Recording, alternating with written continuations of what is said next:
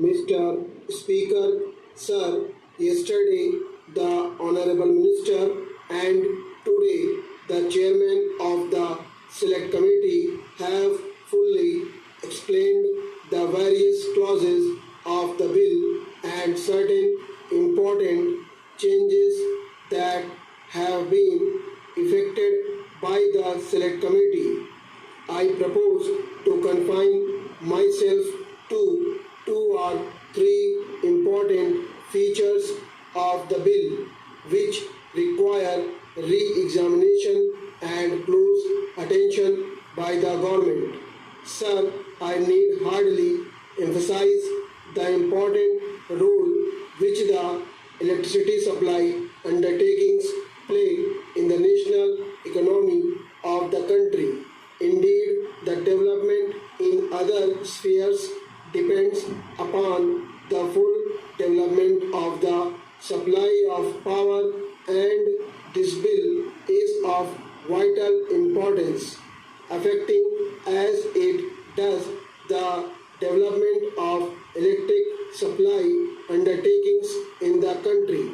I am focusing attention on the role that the private electricity undertakings are playing in the supply of electric power with a view to drawing the attention of government to the difficulties that are bound to be faced by these electricity undertakings in one or two directions. In this connection, I would not therefore like to take much of the time of the House, but I would like to draw the attention of the Honorable Minister to what my Honorable friend Shri Tulsidas has stated, and with whose comments I am in full agreement.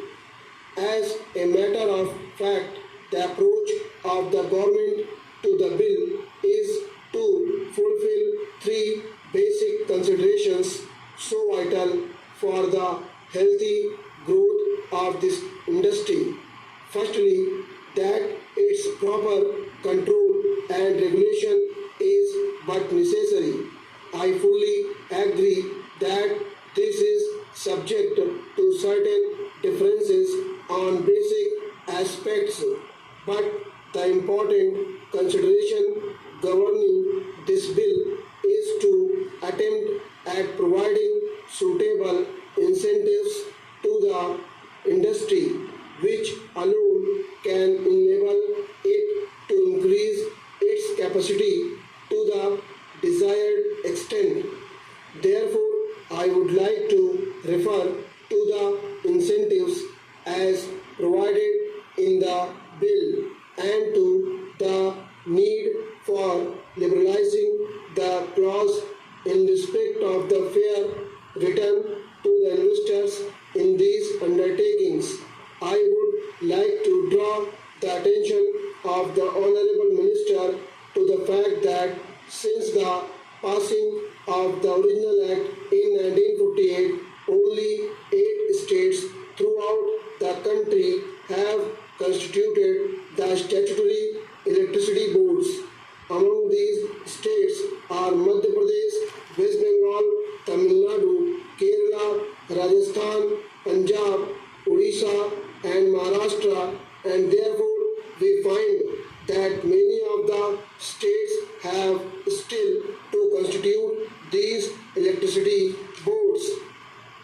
I would like to know from the Honorable Minister why in the matter of the constitution of electricity boards many of the states have not implemented the provisions of the bill, and what the central government have done to ensure that these electricity boards are constituted in all the states as desired in the provisions of the original Act. Perhaps it may have been the problem of taxation which some of the states may have in view while not proceeding with the constitution of the electricity boards, but whatever might be the reason, And even as far as this question of taxation is concerned, the central government may have to lay down some sort of subvention or such other assistance as is found necessary.